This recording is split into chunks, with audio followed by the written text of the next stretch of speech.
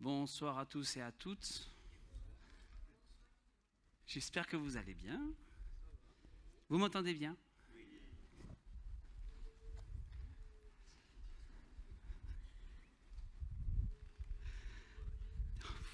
Il fait exprès, c'est pour ça. Alors, le thème de ce soir est le pardon. Le pardon. Je vous avais déjà, il y a quelque temps, amené ce thème-là, mais on va l'approfondir un peu plus. Parce qu'il est bon encore de se confier dans le pardon de Dieu. Sans l'amour de Dieu, il n'y a pas de pardon. Et sans pardon, il n'y a pas de communion avec Dieu. Et je vais vraiment vous encourager ce soir à prendre conscience que oui, que tout simplement, s'il n'y a pas de pardon, il n'y a pas de vie avec le Christ. Le péché, en quelques mots, c'est la transgression de la loi. On va parcourir la parole de Dieu. Je n'ai pas mis les versets, Matthieu, je te demande pardon. 1 Jean 3 et 4. Quiconque pêche transgresse la loi, et le péché est la transgression de la loi. Il n'y a point de loi, il n'y a plus de transgression. Parce que la loi produit la colère, et que là où il y a le point de la loi, il n'y a point non plus de transgression. Romains 4, 15. Car jusqu'à la loi, le péché était dans le monde. Or, le péché n'est pas imputé quand il n'y a point de loi. Le péché est donc une désobéissance volontaire ou involontaire. Qu'il s'agisse d'une faute d'omission, donc négligence de faire ce que la loi ordonne, de ne pas savoir ce que nous faisons, ou commission, action interdite par la loi. Celui donc qui sait faire ce qui est bien et qui ne le fait pas, commet un péché. Jacques 4, verset 17. Mais ces deux fautes en elles-mêmes ne changent rien. Le plus grand commandement est celui de l'amour de Dieu. Et là, Matthieu, si tu pouvais me mettre Marc 12, 28 à 31, s'il te plaît.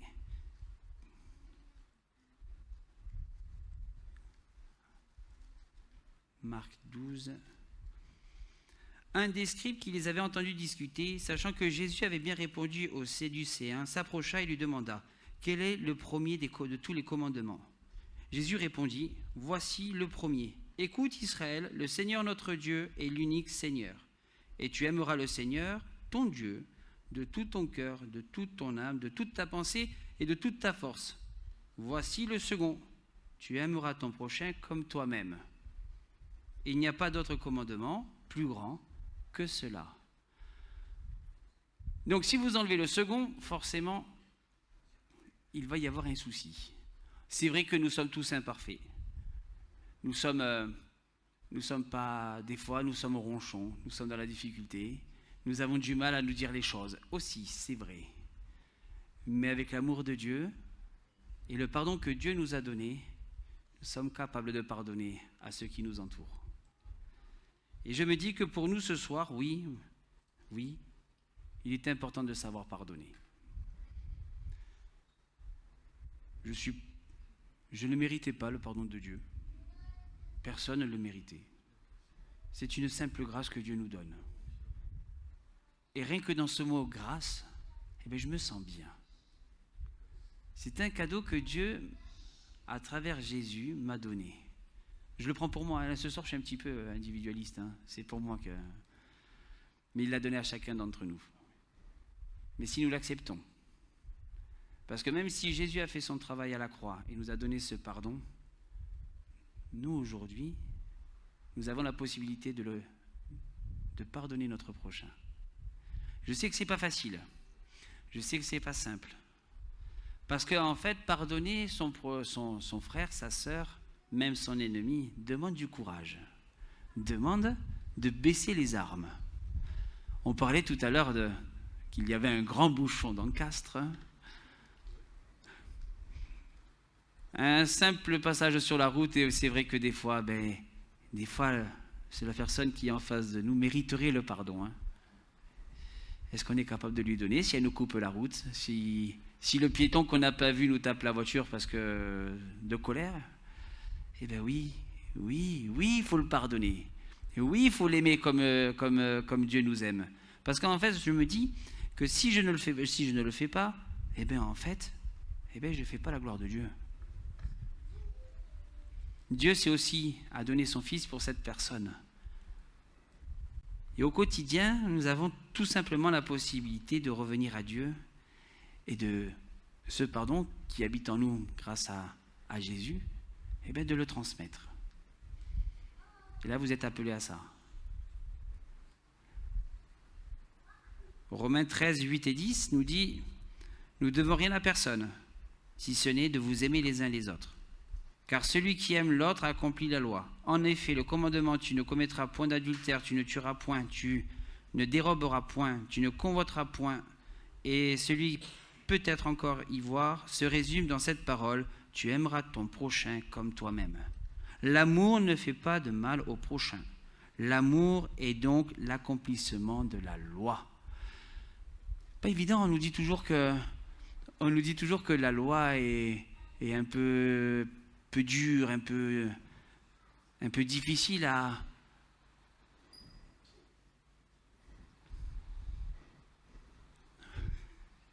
Ouais, mais là j'ai chaud du coup, hein, excuse-moi. Oui, attendez, bougez pas. Voilà.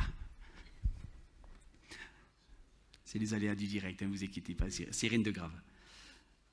Oui, donc l'amour ne fait point de mal au prochain et l'amour est donc l'accomplissement de la loi. Merci Seigneur parce que Jésus est venu sur terre non pas pour abolir la loi, mais pour l'accomplir. Et ça, même nous, après des dizaines, des vingtaines, des trentaines d'années de conversion, si nous l'avons oublié, alors je vais dire le mot, nous sommes que des religieux. Des cadeaux que nos parents nous ont fait quand nous étions petits, nous avons tendance à les oublier. Ce qui est normal, ce sont que des cadeaux, terrestres.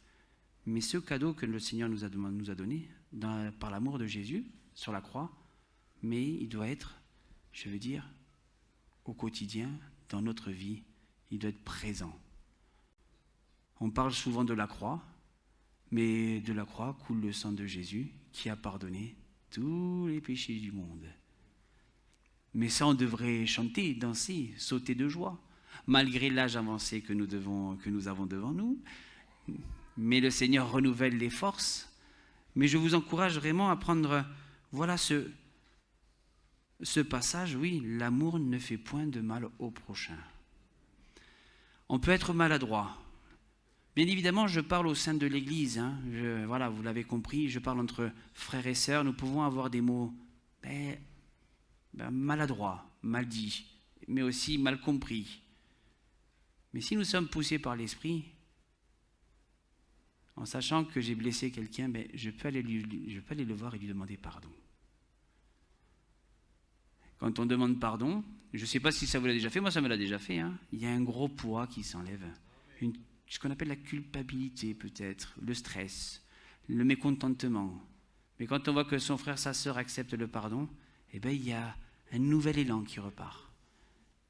Il y a la joie dans l'Église, il y a la joie dans les cœurs, et surtout il y a la glorification de Dieu en nous.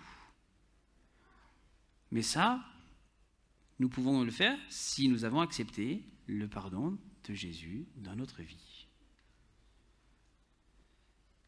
Donc celui qui n'aime pas commet le plus grand des péchés.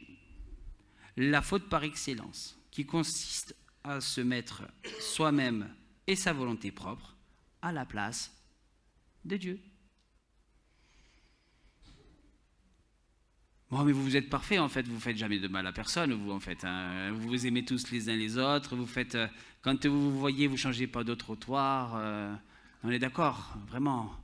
Il n'y a que moi en fait qui me rend compte que je suis imparfait peut-être. Mais Dieu merci, je me prêche à moi-même. Comme ça, je suis sûr de changer quand je repartirai de ce lieu. L'amour de Dieu envers nous donne son pardon. Nous avions été pécheurs, puisque le péché est entré dans le monde, par la chute bien évidemment d'Adam et Ève. Alors, on va enlever vite les problèmes. Adam et Ève Adam est aussi responsable que Ève. Ça, il n'était pas à sa place. Il devait être avec son épouse. Je ne sais pas ce qu'il faisait. Et même si Ève prend le fruit en premier, il aurait pu lui dire « je ne le fais pas ». Il est co-responsable de ce qui se passe. Et même quand, dans Genèse 14, 4, verset 13, Caïn va dire tout simplement, Caïn dit à l'Éternel, mon châtiment est trop grand pour être supporté. Il a tué son frère. Il a tué son frère. Le péché apparaît aussi comme une dette à Dieu. Son amour, sa sainteté et à sa justice. Il n'en est pas du don comme de ce qui est arrivé par un seul qui a péché, car c'est après une seule offense que le jugement est devenu condamnation, tandis que le don gratuit devient justification après plusieurs offenses. Si par l'offense d'un seul la mort règne par lui, à plus forte raison, ceux qui reçoivent l'abondance de la grâce et d'un don de la justice régneront dans la vie par Jésus-Christ seul. Romains 5, 16 et 17. Donc oui, le péché est rentré dans le monde par un seul homme, mais il a été pardonné par un seul homme. Un seul homme. Qu'importe le plan qui était formé par le diable, qu'importe le plan qui était mis en place, la seule chose qui était sûre, c'est que Jésus devait aller sur la croix. Jésus devait monter sur le bois pour laver nos péchés que nous ne méritions pas. Ce sacrifice, moi-même, je ne le méritais pas. Mais aujourd'hui,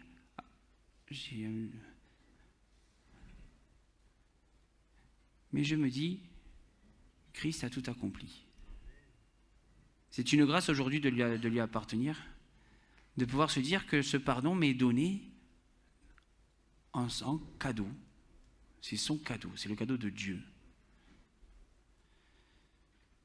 Donc comme je vous l'ai dit tout à l'heure, il représente une énorme dette dont l'homme ne pourra jamais s'acquitter. Je crois que je commence à avoir un écho bizarre, Mathieu, s'il te plaît. Ouais, je te demande pardon.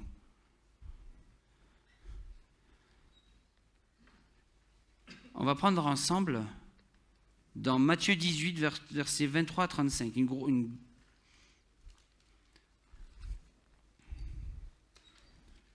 Et c'est vraiment le texte fondateur de mon message parce qu'il reflète vraiment le fait que nous avons reçu le pardon et que nous devons mettre ce pardon en application. Parce que les conséquences qu'il va y avoir derrière, elles ne sont pas très flatteuses. C'est pourquoi le royaume des cieux est semblable à un roi qui voulait faire compter à ses serviteurs. Quand il se mit à compter, on lui amena un qui devait 10 000 talents. Je ne sais pas si vous vous rendez compte de ce que représente 10 000 talents.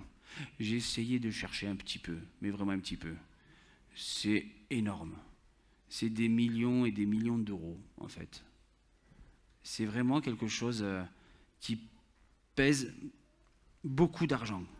Comme il n'avait pas de quoi payer, son maître ordonna qu'il fût vendu, lui, sa femme, ses enfants, et tout ce qu'il avait, que la dette fût acquittée. Le serviteur se jeta à ses pieds. Oh, nous sommes tous jetés aux pieds de Jésus. Tous. Et tant mieux, gloire à Dieu, c'est merveilleux de se jeter. J'aime m'humilier devant mon Seigneur. C'est pas péjoratif, au contraire. C'est vraiment être joyeux de pouvoir faire cela. Et ce serviteur l'a fait. Se prosterna devant lui et dit, Seigneur, aie patience envers moi. Je te paierai tout. Ému de compassion, le maître de ce serviteur le laissa aller et lui remit la dette. Après qu'il fut sorti, ce serviteur rencontra un de ses compagnons qui lui devait 100 deniers.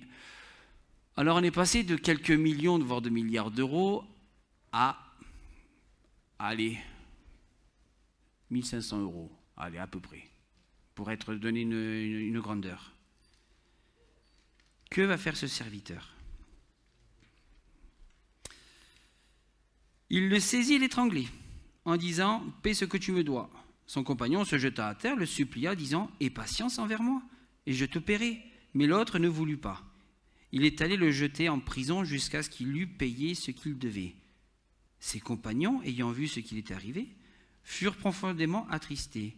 Ils allèrent raconter à leur maître tout ce qui s'était passé. Alors le maître fit appeler le serviteur et lui dit, « Méchant serviteur, je t'avais remis en entier ta dette, parce que tu m'avais supplié. Ne devais-tu pas aussi avoir pitié de ton compagnon, comme j'ai eu pitié de toi? Si ton maître hérité le livra au bourreau, jusqu'à ce qu'il eût payé ce qu'il devait, c'est ainsi que mon Père céleste vous traitera si chacun de vous ne pardonne pas à son frère, et là j'aime bien, de tout son cœur. » Et je pense que c'est le plus dur. Je pense que c'est le plus dur de pardonner de tout son cœur. Parce que poussés par le Saint-Esprit, oui, nous sommes amenés à... Alors, l'expression est ce qu'elle vaut, mais je te pardonne mon frère, mais par contre, je ne te vois plus, je ne te parle plus, on ne se croise plus, je vais me mettre à droite, tu vas te mettre à gauche. J'appelle pas ça le pardon. J'appelle ça de l'hypocrisie. Ou Seigneur, je te prie pour que tu pardonnes mon frère. Qu'il est bon aussi d'aller voir son frère pour lui demander pardon. C'est bien de demander pardon à Dieu, hein, l'autorité verticale, mais c'est aussi bien d'aller horizontalement, aller demander pardon à son frère et à sa sœur. C'est vraiment important. Parce que, en fait, dans ce que nous vivons au quotidien, le pardon est source de joie. Mais pas le pardon de mon cœur, le pardon qui est donné de Christ en moi pour aimer mon prochain et ma prochaine. Donc si vraiment ce soir vous avez quelques mots à retenir, oui, Jésus m'a pardonné, moi je peux pardonner en retour. Par mes propres forces, je ne peux pas, je l'avoue. Hein. Par nos propres forces, le fait de demander pardon déjà est un acte surhumain. Dans le monde, j'avoue, dans le monde ça se fait. Mais avec une petite astérix, comme les petits contrats d'assurance que nous pouvons faire de temps en temps, que signer. Hein, je te pardonne, tu es mon ami, jusqu'au jour où. Avec le Seigneur, l'astérix, il disparaît. C'est comme s'il y avait un marqueur blanc ou un blanco qui efface les astérisques. Et en fait, c'est plus moi qui pardonne, mais c'est Christ à travers moi qui pardonne mon prochain. Et voilà l'image que nous devons avoir. C'est vraiment d'avoir cette image de Christ en nous. Pour que non pas la personne que vous voyez ce soir soit moi, mais c'est surtout Christ qui vous parle. Et le monsieur qui t'a ramassé en vélo, qui t'a ramassé hier, eh bien peut-être qu'il a vu autre chose que Joe. Possible. Et si vous êtes là ce soir, c'est pas pour rien. Il n'y a pas de hasard avec le Seigneur. Et c'est vrai que nous ne devons pas sous-estimer non plus le péché. Nous devons donc prendre conscience que le péché n'est pas un simple fardeau, à la manière des épreuves qui nous écrasent malgré nous. Il n'est pas seulement un lien qui nous retient prisonniers, malgré nous. Cette vision transforme trop souvent le pécheur en simple victime. Je reformule ma phrase. Le péché, quoi qu'il arrive, il y a la solution. C'est Christ. Mais ça, c'est mon pas de foi. C'est moi qui dois aller à Christ pour demander. C'est pour ça qu'il est écrit que le pécheur, des fois, je suis pécheur, donc je ne peux rien faire. Non, le Seigneur ne nous demande pas ça. Le Seigneur nous demande de tout déposer à ses pieds et que la marque du péché que nous avions avant, elle disparaît avec le sang de Christ. Pour certaines fois, c'est vrai qu'elle peut être culpable. Le fait de laisser le péché, plus gros qu'il en soit, peut être culpabilisant, dangereux, et surtout peut nous faire passer tout simplement à côté du pardon. Pécheurs nous sommes, pleinement responsables et coupables devant Dieu. Là, j'aime bien cette phrase. Merci Seigneur, parce que c'est le Seigneur qui me l'a donnée. Arriver devant Dieu, ou quand Dieu viendra nous chercher, il n'y aura plus personne. Il n'y aura plus une armée de personnes derrière nous. On sera tout seul devant Dieu. Et nous serons coupables de ce que nous avons fait. Nous serons coupables de ce que nous n'avons pas fait. Mais par contre, si c'est le sang de Christ qui nous couvre, il n'y a aucun reproche à avoir. On a tout à gagner avec le sang de Christ. Oui, le monde fait croire encore aujourd'hui que c'est une religion, c'est obsolète, ça guérit pas. Eh bien, je pense que le nombre de personnes que nous sommes ce soir, on aurait des témoignages à rendre parce que le sang du Christ est encore agissant aujourd'hui. Et le pardon est la plus, à part la prière, mais est une très belle arme. C'est une puissance qui peut faire tomber des murailles, tomber des situations, et que même par nos propres yeux, le fait de demander pardon, ça ouvre des sentiers de gloire. Psaume 25, verset 18 nous dit « Vois ma misère et ma peine et pardonne tous mes péchés. » L'Ancien Testament nous parle du péché, hein. Mais c'est vrai que je vous parle du péché quand nous n'étions pas croyants, quand nous n'avons pas connu le Seigneur. Mais vous voyez aussi tous ces petits péchés que nous pouvons laisser de temps en temps. Mais là, le Seigneur aussi, il peut prendre tout pour son sang pour tout effacer. Il n'y a pas de gros et de petits péchés. Et il n'y en a qu'un, c'est le péché. Après, donc, tout simplement, le péché, nous allons quand même parler aussi de ce qui est important, la source du pardon. La source du pardon étant Dieu seul. Dans l'Ancien Testament, les Juifs du temps de Jésus l'avaient bien compris. Nouveau Testament. En attendant Jésus prononcer une parole de pardon, ils pensaient qu'il blasphémait, car Dieu seul peut pardonner. Dans l'Alliance qui conduit au salut par le pardon, Dieu seul dicte les conditions.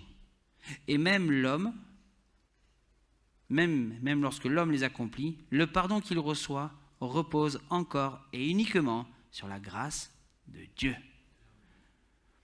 Donc tu peux faire tout ce que tu veux, tout.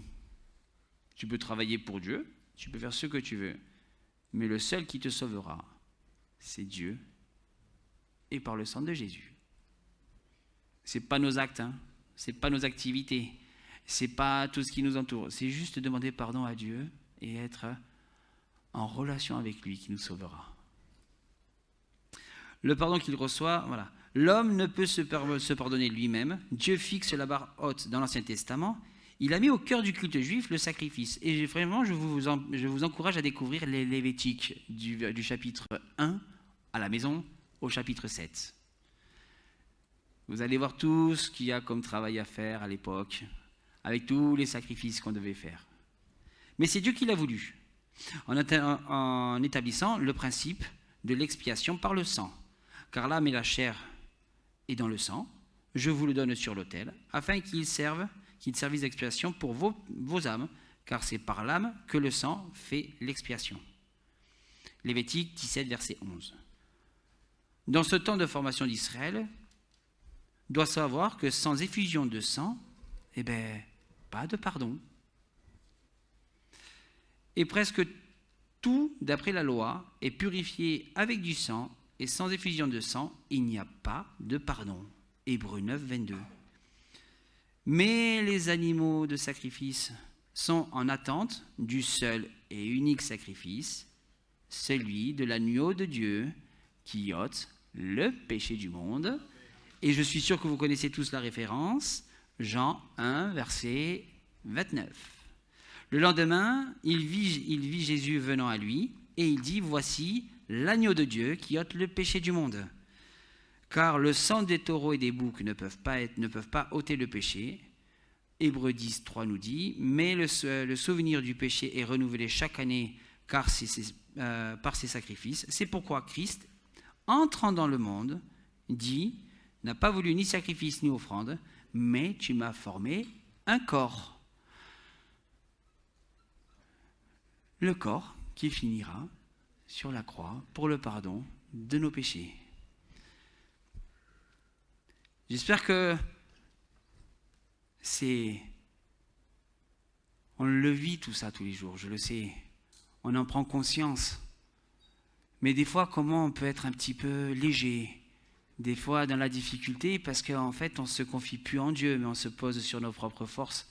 Et au lieu de se souvenir du pardon que Dieu nous a donné à travers Jésus-Christ, des fois, on en fait à sa guise, en fait. Et c'est bien que le Seigneur nous rappelle vraiment ces bases qu'il a voulu, qu'il a créées pour nous. Aujourd'hui, si nous sommes sauvés, c'est parce que Jésus est venu dans ce monde et que son corps s'est retrouvé sur la croix et que le sang a été versé pour nous. Ainsi, Dieu, en posant les règles fondamentales qui permettent le pardon, s'engage lui-même, personnellement et douloureusement, prêt à sacrifier son propre Fils. 2 Corinthiens 5, versets 18 et 19. Et tout cela vient de Dieu, qui nous réconcilie avec lui par Christ et nous a donné le ministère de la réconciliation. Et je m'arrête sur ce mot, réconciliation. Alors, on ne vit pas la même chose. C'est vrai. On a tous des vies différentes, on a tous des problèmes différents. Mais la seule chose qui est sûre, c'est qu'on a un même esprit.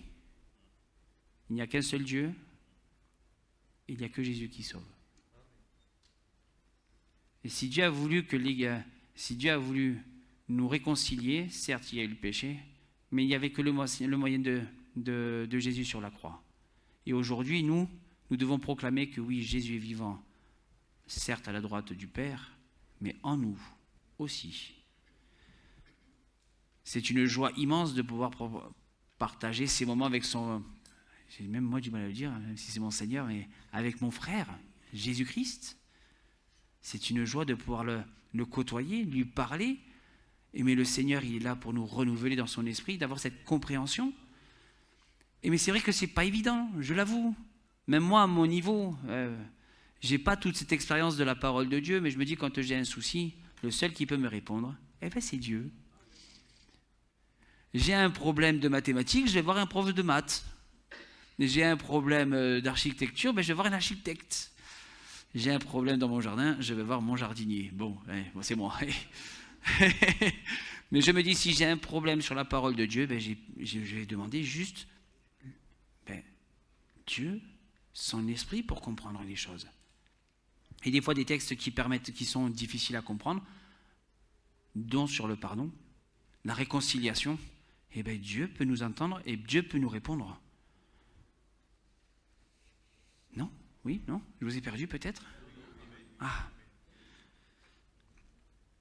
Car Dieu était en Christ, réconciliant le monde avec lui-même, en n'imputant point aux hommes leurs offenses, il a mis en nous la parole de la réconciliation. La parole de la réconciliation. J'aime ce mot. Donc oui, en quelques mots, oui, si ton frère, ta sœur, oui, a dit des mots un peu plus qu'il ne fallait, pardonne-le. Pardonne-le parce que nous sommes, comme nous l'avons lu un peu plus haut, nous sommes amenés à vivre avec l'amour de Christ. Et si je ne sais pas pardonner à mon frère et à ma sœur, par contre Dieu me le fera remarquer. Et ça ne sera plus une remarque, je pense, si je ne suis pas prêt à l'entendre, ce sera peut-être une condamnation quand il viendra me chercher. Et ça peut. Là, par contre, ça nous sera imputé si nous n'arrivons pas à le gérer. Dieu fait tout par amour pour l'homme, ce que l'homme est capable de faire. La source du pardon est dans sa grâce, sa miséricorde. Néhémie 9, 17. Ils refusèrent d'obéir. Ils se mirent en oubli les merveilles que tu avais faites en leur faveur. Ils raidirent leurs coups. Et dans leur rébellion, ils se donnèrent un chef pour retourner à leur servitude. Mais toi, tu es un Dieu prêt à pardonner, compatissant, miséricordieux, lent à la colère, riche en bonté, tu ne les abandonnes pas. Souvenons-nous quand même que pendant que Néhémie dit ce texte, ils reviennent de loin, Israël. Si on lit l'Ancien Testament, vraiment, Israël était oublié très vite. Très très vite. Dieu donne des directives, mais ils oublient un petit peu sur quelques détails, mais sur des dizaines, des centaines d'années, le petit détail devient un obstacle à la volonté de Dieu. Quand nous regardons le livre des Juges, c'est important. C'est important parce que ce n'est pas le roi, c'est un juge. C'est Dieu va se servir de cette personne pour dire au peuple d'Israël, tu es sur la mauvaise route. Dieu est toujours auprès de son peuple.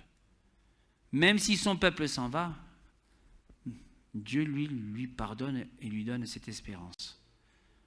Aujourd'hui, nous sommes qui? Qui sommes-nous pour Dieu?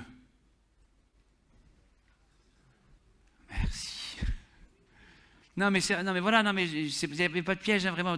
C'est juste, s'il est fidèle avec son peuple, alors que nous sommes ses enfants, mais moi, on peut aller voir notre Père tous les jours. Hein. Tous les jours, il faut aller le voir. Même pas. Alors, j'en ai discuté avec mon épouse. Dès qu'on dit il faut, c'est déjà trop tard. Nous devons y aller avec un cœur léger et heureux d'y aller. Dès que moi, dans mon discours, je commence à me dire il faut que j'aille au travail, Seigneur, renouvelle mon esprit, parce que déjà là... Non mais c'est vrai. C'est une joie de pouvoir y aller dans la présence de Dieu. Et l'Éternel passa devant lui et s'écria, l'Éternel, l'Éternel, Dieu miséricorde et compatissant, lent à la colère, riche en bonté et en fidélité. Exode 34, verset 6. La conséquence du pardon, l'homme est pardonné par le sang de Jésus. Comme je vous l'ai dit tout à l'heure. Si nous marchons dans la lumière, comme il est lui-même dans la lumière, nous sommes mutuellement en communion. Et le sang de Jésus, son Fils, nous purifie de tout péché. Si nous disons que nous n'avons pas de péché, nous nous séduisons nous-mêmes. Et la vérité n'est point en nous. Si nous confessions nos péchés, il est fidèle et juste pour nous les pardonner et pour nous purifier de toute iniquité. Mais là, c'est pareil. Il faut être rempli de l'Esprit du Seigneur pour se dire que oui, je suis pécheur. Notre nature, elle n'aime pas ça. Hein. Ah, mais c'est vrai. Hein. Quand on voit ce qu'on est capable de faire avec orgueil ou avec difficulté, je veux m'appliquer tous les jours sur ce verset de Jean 1, versets 7 à 9. Vraiment, oui. Nous nous mentons à nous-mêmes, nous nous séduisons des fois. Il suffit de pas grand-chose. D'une mauvaise réaction, d'un mauvais contact avec une personne, d'une mauvaise réponse, ou il en faut si peu pour que notre nature revienne au galop. Il y a 15 jours de cela, nous sommes allés aider un frère à la Crouzette. Et en fait, il nous a demandé juste de déplacer des gravats. Et en fait, c'était une très belle image que nous avons vue dans notre vie. C'est qu'en plus on enlevait les gravats, et puis il y avait des racines qui apparaissaient. Des racines. Et plus les racines grandissaient, et plus on creusait, plus les racines étaient énormes. Et en fait, si nous ne laissons pas le sang de Jésus nous purifier, nos cœurs, ils peuvent être aussi beaux et magnifiques qu'ils soient, mais si au fond de nous, il y a une racine d'amertume, une racine de jalousie, ou même une racine qui ne permet pas le pardon, ne cherchez pas à comprendre. Hein. Vous savez où est-ce que vous allez, hein, et moi le premier. Hein. C'est pour ça que je me dis qu'il est agréable de pouvoir se réfugier en Dieu et de toujours avoir cette communion pour que Dieu lui-même nous dise « Attention, tu es sur la mauvaise route ». Et là, il n'y a rien de mieux. Un gendarme sur le bord de la route, s'il vous dit « Vous allez trop vite », déjà, il vous arrête. Mais vous allez dire « Oui, c'est vrai ». Bon, il va vous mettre peut-être une amende, mais c'était la conséquence. Mais il vous aura dit « Attention, grâce à ça, vous allez ralentir ». Et c'est vrai. C'est vrai. Il suffit de pas grand-chose, juste de croiser une voiture de gendarme, et c'est bizarre comme on peut respecter le code de la route. Ça aide, hein, c'est vrai. Hein. Et bien avec le Seigneur, c'est pareil. Il nous voit réagir. Il voit comment nous vivons tous les jours, et qu'il est bon de pouvoir se confier en lui parce qu'on ne peut rien lui cacher, et qu'il est amour. Pas l'amour constant dans le monde, c'est pas un New Age, non c'est vraiment l'amour le plus pur qui peut exister. Et aujourd'hui, nous devons être ces vases remplis de cet amour.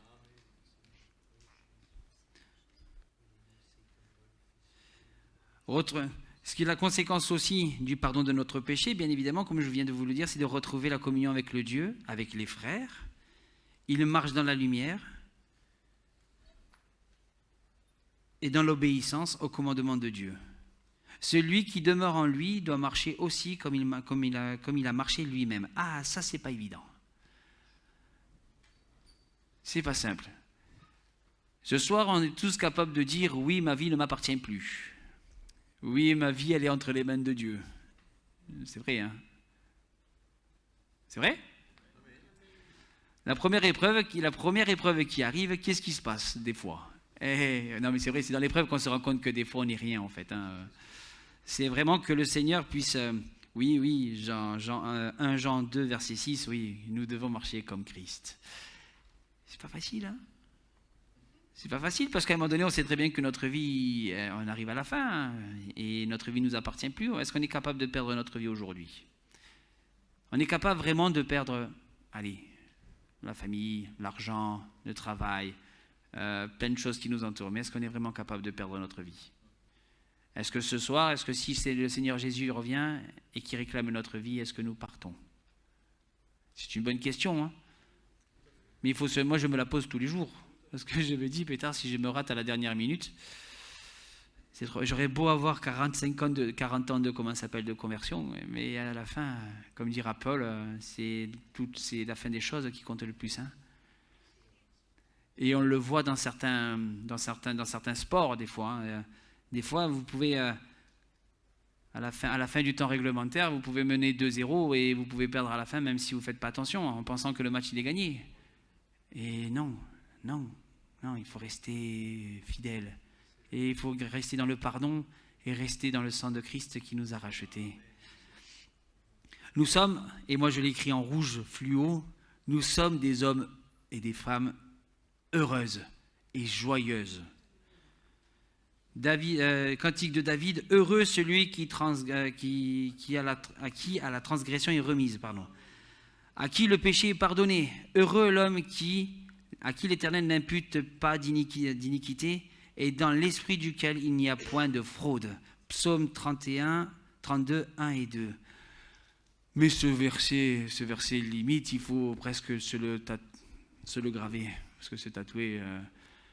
Mais presque, il faut se l'attacher autour du cou. Je vous le dis parce que des fois, je me rends compte que oui, on n'est pas heureux en fait. C'est vrai.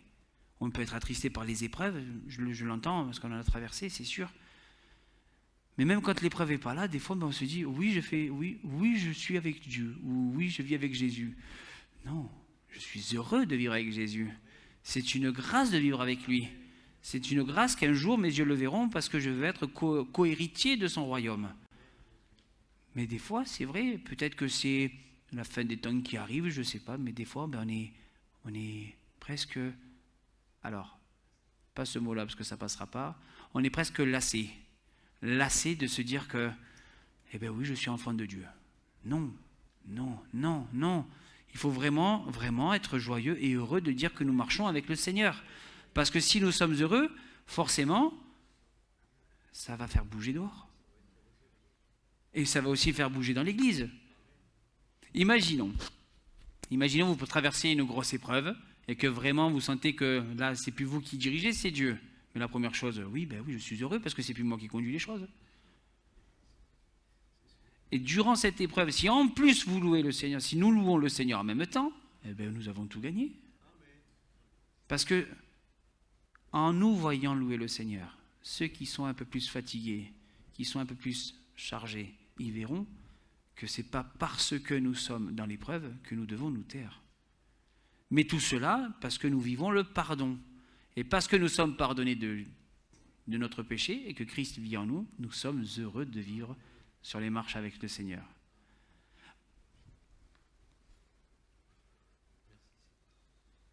Et surtout, le péché est loin de nous à la base. Psaume 103, verset 12. Autant de l'Orient est éloigné de l'Occident, autant il éloigne de nous nos transgressions. Ésaïe 38, 17. Voici mes souffrances, même sont devenues mon salut. Tu as pris plaisir à retirer mon âme de la fosse du néant, car tu as jeté derrière toi tous mes péchés. Tous mes péchés, tout a été pardonné. Tout. Mettez ce que vous voulez devant.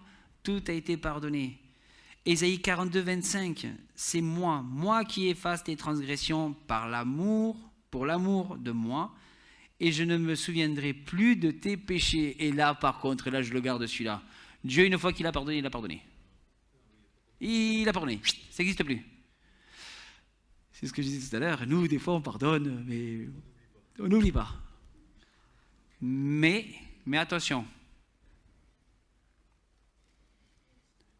C'est vrai qu'il faut un temps dans chaque chose. Pardonner. Il y a quelque chose qui s'est cassé, c'est sûr, dans une relation, c'est sûr. Mais le pardon amène aussi à la guérison avec le temps de Dieu. Hein? Si j'ai blessé quelqu'un, c'est sûr qu'on va peut-être pas se côtoyer d'entrée de jeu. On va prendre le temps. On va remettre un petit peu les choses au clair et on va y avoir de la patience avec le Seigneur. Voilà. Mais quand je lis ce qui est marqué dans Ésaïe 43, 25, je ne me souviendrai plus de tes péchés. À nous de suivre cette voie-là. Mon frère, tu m'as blessé, ou il y a eu un mensonge, ou je ne sais pas quoi, eh bien, le pardon est annoncé. Chut, oublie. C'est beau, hein? Mais il faut le vivre, hein? Mais si déjà je ne vis pas le pardon avec Christ, j'aurais du mal. Tout découle, en fait. Je me répète un petit peu, hein, mais c'est de la logique. Jérémie 31, verset 34, « Celui-ci n'enseignera plus son prochain, ni celui-là son frère, en disant « Connaissez l'Éternel, car tous me connaîtront, depuis le plus petit jusqu'au plus grand, dit l'Éternel, car je pardonnerai leurs iniquités, et je ne me souviendrai plus de leurs péchés. » Du moment que Dieu les a oubliés, nous devons revenir... nous ne devons pas revenir sur nos fautes. Une fois que Dieu les a pardonnés, c'est terminé. Je mets toujours en rapport la relation avec nos frères et nos sœurs. Il n'y a plus besoin de culpabiliser derrière. Ou attendre, et ça c'est bien, ou attendre un autre pardon. Il n'y a qu'un seul pardon. Car ça serait en fait une injure à son amour. Dieu a tout donné. Une autre conséquence sur laquelle j'insiste depuis tout à l'heure, Jésus a beaucoup insisté, est le pardon que l'homme est pardonné doit accorder aux autres. Ainsi, dans le Notre Père, il nous fait exprimer le rapport entre le pardon et celui que nous devons donner à ceux qui nous ont offensés. C'est peut-être la chose la plus difficile à faire. Pardonne-nous nos offenses comme nous pardonnons à ceux qui nous ont offensés. Si vous pardonnez aux hommes leurs offenses, votre Père Céleste vous pardonnera aussi. Et c'est pour ça que je vous demande, c'est pour ça que je me mets dedans et de pouvoir pardonner à ceux qui m'entourent. Mais si vous ne pardonnez pas aux hommes, et là c'est plus grave, votre Père ne vous pardonnerait pas non plus vos offenses. Là, ça devient compliqué. Si Dieu a fait sa part en nous pardonnant, nous devons nous faire la nôtre. Mais poussé par le Saint-Esprit et par le pardon que nous vivons, ça doit devenir assez facile, assez naturel. Merci mon frère. Si cette mesure est appliquée, elle indique que nous devons vraiment comprendre le pardon de Dieu et que nous avons fait le juste rapport entre l'énorme dette qui nous a été remis et la petite créance que nous devons remettre à notre tour.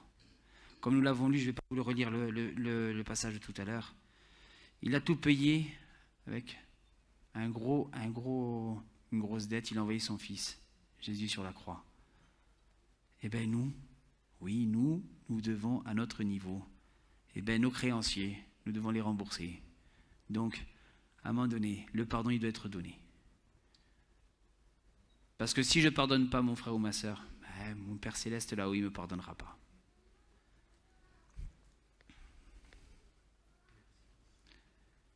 C'est pourquoi je te le dis, ses nombreux péchés ont été pardonnés car elle a beaucoup aimé, mais celui qu'on a pardonné, qui pardonne peu, aime peu. Et il dit à la femme, tes péchés sont pardonnés. Éphésiens 4, 32 nous dit, soyez bons les uns envers les autres, compatissants, vous pardonnant réciproquement comme Dieu vous a pardonné en Christ.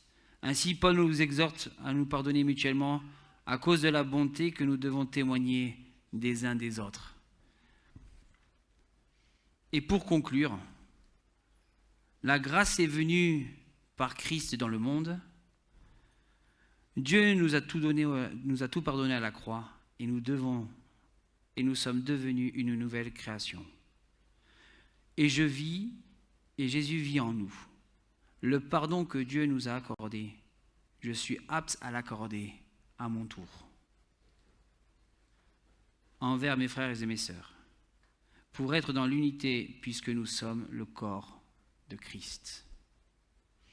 Seigneur mon Dieu, nous voulons te louer, t'adorer, exalter ton nom, Seigneur mon roi, et te remercier de ce que tu nous donnes, Seigneur mon Dieu, ce pardon magnifique, Seigneur mon Dieu, que nous avons en Christ, Seigneur mon Dieu. Merci pour la croix qui a été formée pour chacun d'entre nous, Seigneur mon Dieu. Merci pour ton sang, Seigneur mon roi, qui a été versé pour moi, Seigneur mon Dieu, et ainsi pour tous ceux qui sont là ce soir, Seigneur mon Dieu. Et Seigneur mon Dieu, aide-nous encore à saisir cette notion que le pardon, Seigneur mon Dieu, c'est toi qui nous l'as donné. C'est par ta grâce que nous sommes sauvés, Seigneur mon Dieu. Et Seigneur mon Dieu, c'est parce que nous sommes sauvés que nous voulons te servir, Seigneur mon Dieu. Alors Seigneur mon roi, merci. Merci pour ce moment autour de ta parole, Seigneur mon Dieu. Merci de renouveler vraiment ton esprit à chacun d'entre nous, Seigneur mon Dieu, et que nous puissions non pas nous arrêter à si peu, Seigneur mon Dieu, mais que nous puissions traverser davantage, Seigneur mon Dieu, des épreuves avec toi, Seigneur mon Dieu, et surtout nous pardonnant les uns avec les autres, Seigneur mon roi. Béni sois-tu, Seigneur mon Dieu, parce qu'il n'y a que toi qui peux remplir nos bouches, Seigneur mon Dieu, et il n'y a que toi qui remplis nos cœurs et les vases que nous sommes par ton Saint-Esprit. Et Seigneur mon Dieu, merci pour ces moments, Seigneur mon roi. Amen.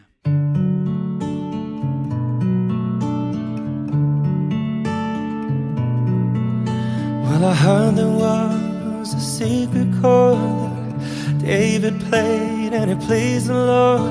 But you don't really care for music, do ya? Well, it goes like this, the fourth, the fifth, minor fall and the major lift, the baffled king composing hallelujah,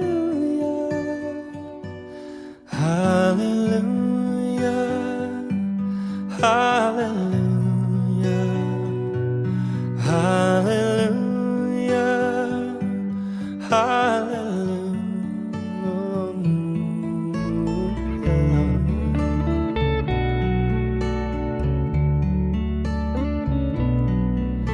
Well, your faith was strong, but you needed proof. You saw her bathing on the roof. Her beauty in the moonlight overthrew you. She tied you to her kitchen chair. She broke your throat and she cut your hair. And from your